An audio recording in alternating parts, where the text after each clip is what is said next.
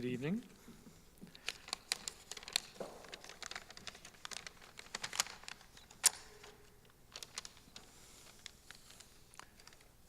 Hello, Charlene.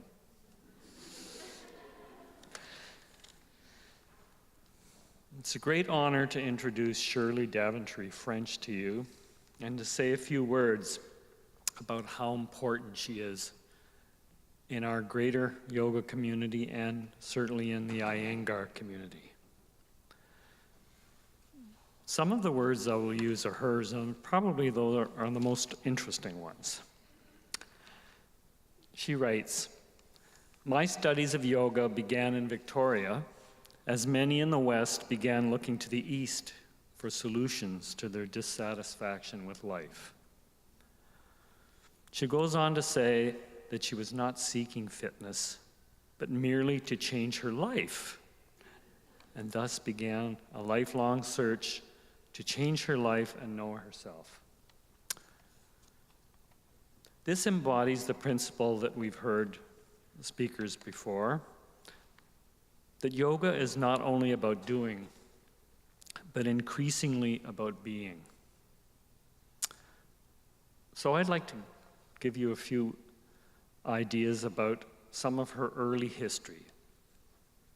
In the early 70s, Shirley took up the search in earnest with a series of trips to Yashodhara Ashram to study with Swami Radha. By 1979, she was taking trips to Pune to follow the teachings of BKS Iyengar at the Ramamani Institute. She has traveled to countless countries attending conferences taught by Mr. Iyengar until his passing in 2014.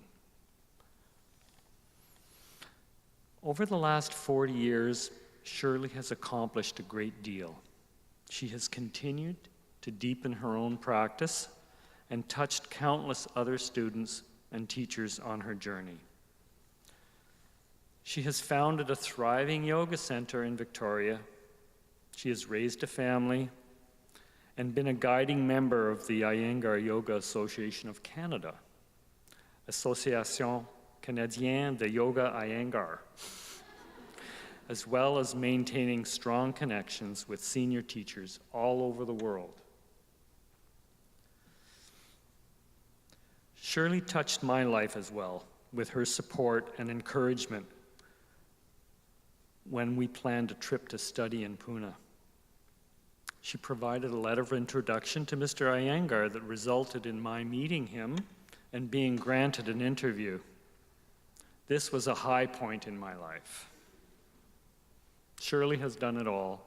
She's a mother, a wife, a writer, a teacher, a community leader, a friend, and an inspiration to all who have the courage and willingness to follow the yogic path. She says of Iyengar, "His practice is to go as close to the light as possible in this lifetime. A great deal of light has been ignited by this master. Shirley has caught that light and dedicated her life to spreading it. She's a teacher of uncompromising standards, clear vision, and compelling humor." We're grateful for her devotion to yoga, our community, and her tireless dedication to the greater community. Could you come up, Shirley?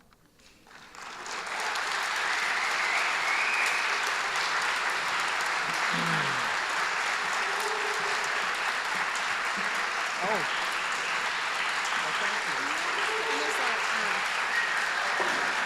So maybe you can do that.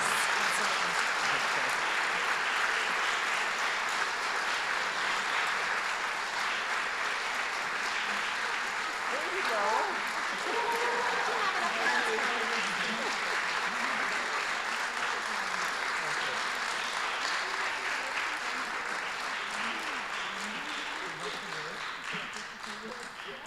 Would you like us to hold this for you? Yes, yes. Thank you, yes. Thank you. Thank you. when I heard, well, first of all, thank you. Thank you for this award, and thank you for coming this evening. And the most important thing, I wrote some notes, but Roger said most of the things that need to be said. And I just wanted to say, and first and foremost, the most important thing is that really the distinction goes to B.K.S. Iyengar. There's no question about that. That's not said in a state of false modesty, but he was such an extraordinary teacher, an extraordinary man, and Roger said a little bit about him, and to have learned from him, it was the most incredible thing and most incredible gift. And so I'd like to honor my Guruji. So first, that's most important. And today, it's quite interesting. I've got all these notes, but as I say, I'm not going to say that. But I didn't know about this till, I think it was Monday when Carolyn phoned me, and I was planning to come downtown last night. I live in Machosin, and I know it's not very far, but if I have an evening out, it's nice not to have to, well, I don't drive at night anymore, so taxis, and the taxis, are not always so pleasant. So I decided to stay in a hotel, and I was going to have dinner with a longtime colleague. He was a student of mine who's very much now one of the senior teachers in Canada, Anne Kilbertus, and she passed a year ago, just January of last year, one of the highest levels of assessment we've actually held in Canada until Anne received her certificate. Those certificates were only given directly by Mr. Iyengar. And so it was quite a landmark, and she wanted to thank me for the help I gave her. And we've been trying to arrange this dinner for a year, and it's quite interesting.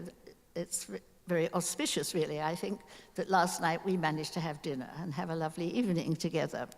But I decided to stay in a hotel, so I didn't have to go home and by taxi and things. And when I heard about this event Friday, I said to my husband, how'd you like to come downtown with me? And I'll extend the hotel for another night. So we're going to have another night on the town tonight. And he's here. And I just want to take time particularly to acknowledge some other people who are here, because there's my husband, Derek is his name, and there's another yoga teacher, university professor, Carol Miller, and they were also founding members of the Yoga Center. I was a bit of the sort of person who pushed and shoved and dragged some of them to actually get it down on paper and become organized, but they were also both very supportive, so thanks to them too.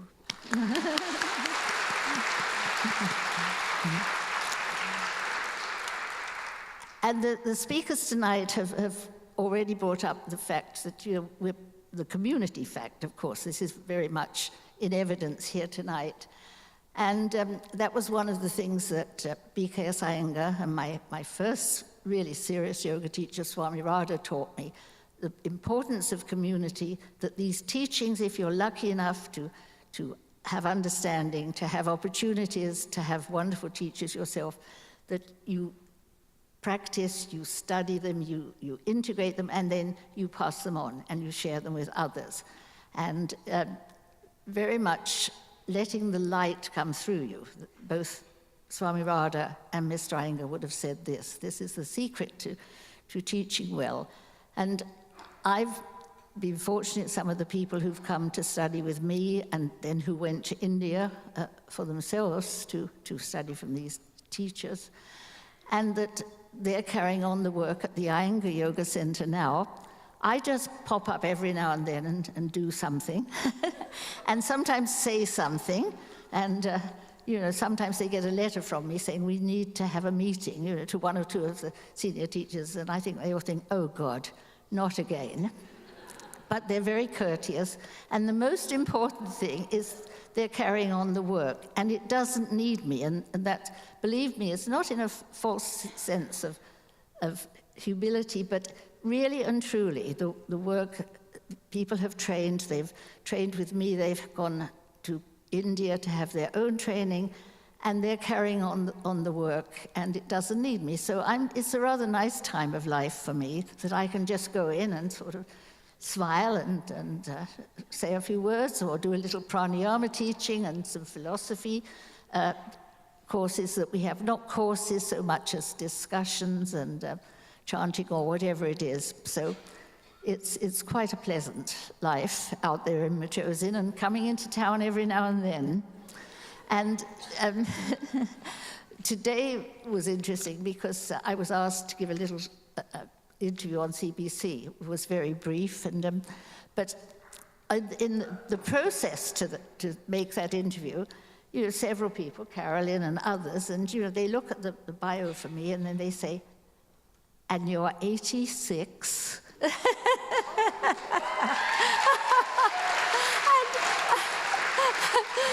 So the CBC interview, the same thing happened, not on the radio, but as she prepared to put me on the radio. And after it had finished, I went in the bath at the hotel. The Magnolia Hotel has wonderful baths. And I said to my husband, I'm feeling really old.